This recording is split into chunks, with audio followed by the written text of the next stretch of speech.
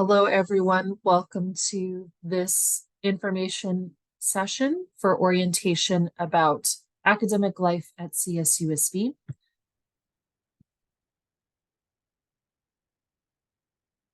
So to discuss what we will be looking at today, we will be looking at all the different academic pieces of California State University, San Bernardino. We'll talk about academic advisors, professors, expectations in the classroom, and some resources on campus for your academics. For the undergraduate programs at the university, they are divided between 5 different academic colleges. An academic college is a grouping of similar topic majors, and they are overseen by a dean, and which is overseen by the provost of the university. So you'll be able to find your major here, or if you want to look for your major on our website, you can search your major's name and it'll pull up the degree program and also the academic college it is a part of. For the master's programs, it's a very similar type of grouping.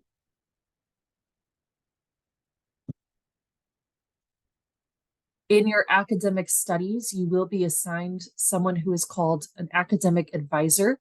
This is typically a faculty member or a staff member in your department.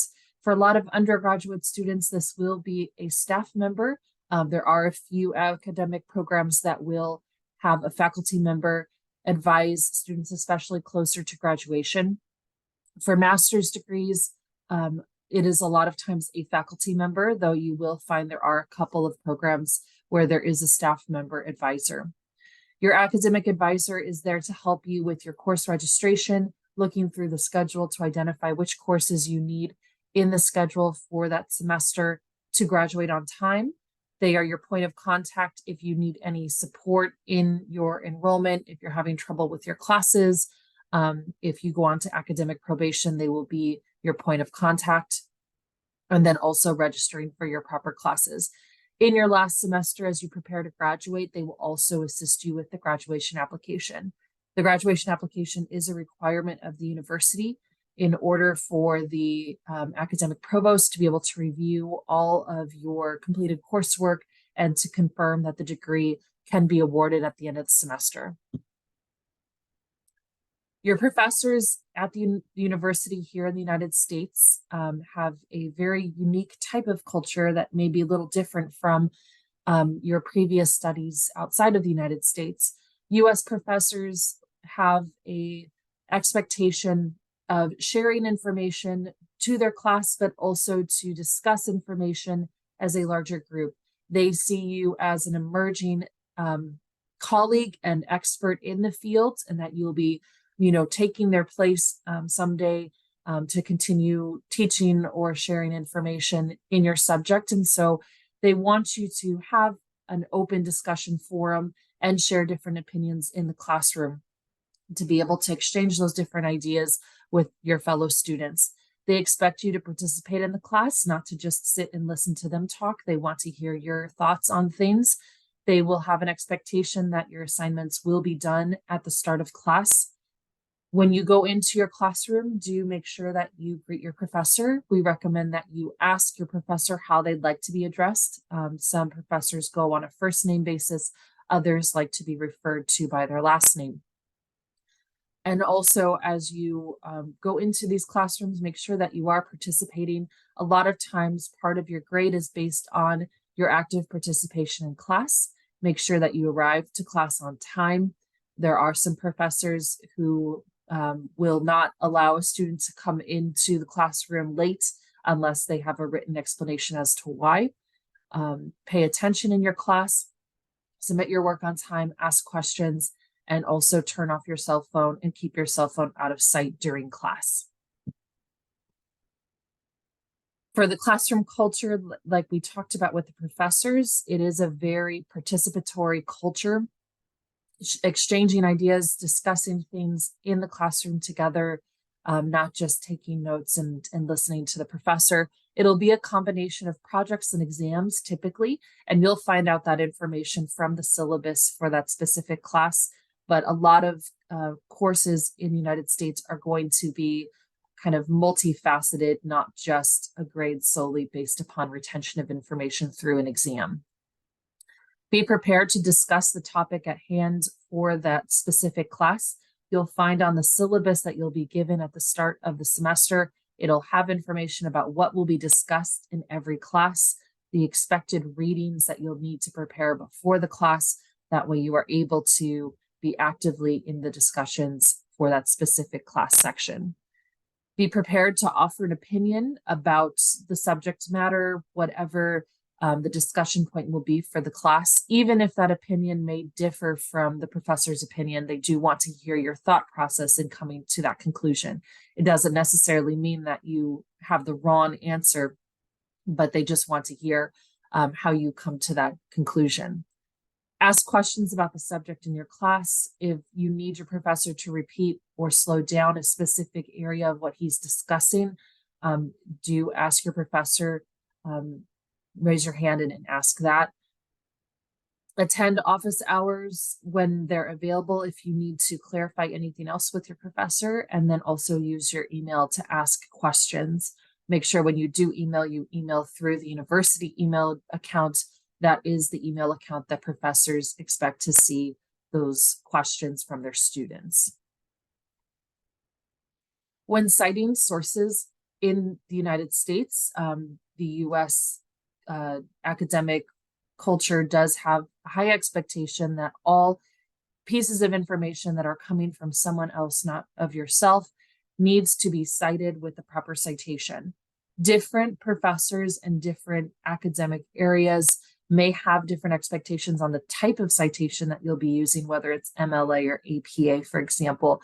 Do ask your professor what citation they prefer if it's not listed on the syllabus. And if you're not sure how to cite a source with that specific type of citation, do ask your professor or ask the resource department in the library. And plagiarism at the university is something that they take very seriously.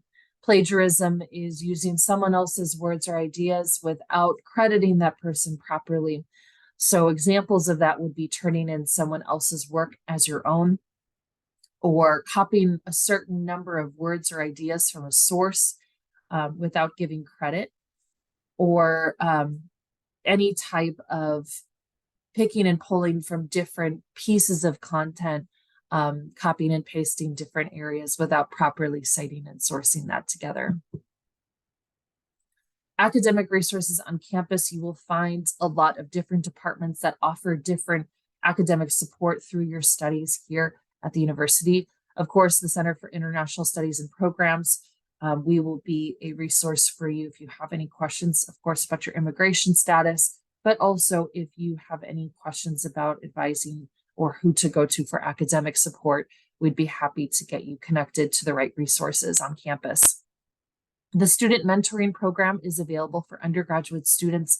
It partners undergraduate students with a current CSUSB student who has been at the university for at least 1 year to serve as your mentor and to help support you through your first year at CSUSB. So this will be academic support, helping you find, a tutor if you need a tutor, or going to the writing resource, but then also they are there to help navigate other areas of campus, like getting your bus pass at campus or things like that.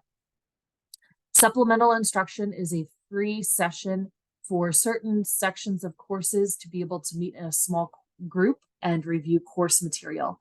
So you'll see this a lot of times for courses that are maybe the first or second year courses at the university for students. And they bring together students that are from several different sections or just one section of the specific course to be able to review notes together and study together. The Writing Center is available for all students if you have questions about citation and formatting, or if you want someone to just scan over a paper and give some feedback before you turn it into your professor. We recommend that if you are going to be utilizing the Writing Center's resources, you will want to submit a draft to them to be reviewed at least 1 week before you are supposed to turn in that paper. They do need to have some time for their writing specialists to be able to review it and give you feedback before you are required to turn that into your class. And then the tutoring office, which is also called Coyote Plus, they offer tutoring in a lot of the foundational first or second year courses in a lot of different subjects. You'll see an example here of some of the subjects that they offer tutoring to. So a few tips for your first semester. The first tip there is to read over the syllabus for each class in the first week. Your syllabus is going to be your roadmap to what the expectations are for that class, what you will need to do in order to get a good grade in that class. And so it's really important to read over exactly how this professor is going to be structuring the final grade. Will it be more exam intensive, more project based, more paper based? That way you know what you'll need to do to complete that course successfully.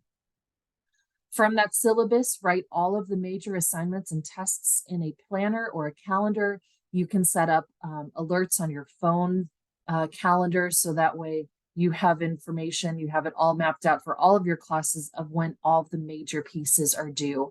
We do find for some students, they will also make notes as to when they want a first draft ready to go to a writing center, or when they would like to have kind of a final review study session for a test. They'll put those in their calendar as well, not just the date of the test. We also recommend that you sit in the front row in your classes. It's a very uncommon thing for students to do. It's very intimidating, but studies have shown that students who sit in the first two rows of a class typically do get better grades than students who sit in the back. And that's in part because you are face to face right in front with your professor. There's no distractions, and that you are able to be really engaged in the class from start to finish. If you would like to record your professor's lectures so that way you can listen back after the class to kind of go through, make sure there's no other notes that you want to notate down, do ask your professor before class starts or before the first day of class. You can email them or meet them in their office. Ask if you can record the class. A lot of our professors are okay with students doing an audio recording of the lectures, but they do need to give consent to that before you start recording a class. We also recommend that you make American friends in each of your classes. American students have gone through this education system. They're very used to kind of the balance of classroom discussions, writing papers and doing group projects and those types of things. And so they'd be able to kind of walk you through if you have questions, be study partners preparing for the test, those types of things. And if you have any other questions throughout the entire time that you are studying for that semester, meet with your professor during office hours, or if you're unable to meet during those office hours, ask them over email if there's other times that you can connect with them. And to save the date for International Student Orientation, the orientation will take place on August 18th. It is mandatory for all new international students to attend orientation. We will have academic advisors and faculty members at the orientation there as well, to be able to share more information and to be able to meet you in person before your classes start. And if you have any questions for us, you will find our contact details here at the Center for International Studies and Programs. Feel free to connect with us over email or through social media with any questions that you may have prior to your arrival to the United States. And that is everything for today. Thank you very much for listening in, and any questions that you have, feel free to connect with us directly.